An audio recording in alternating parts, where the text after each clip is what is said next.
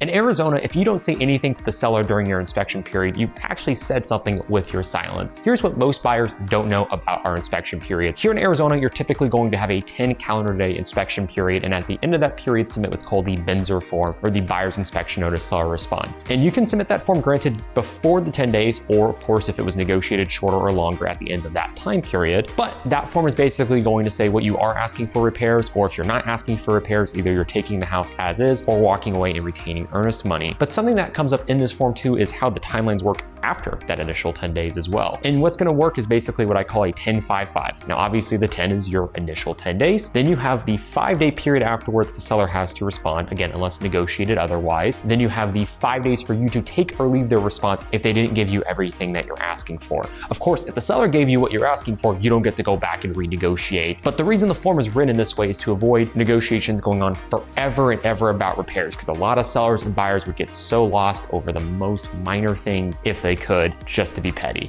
But for the sake of everyone, that is why the form is written this way, so there is a definitive end at the end of page 3 on this 3-page form known as the BINSR.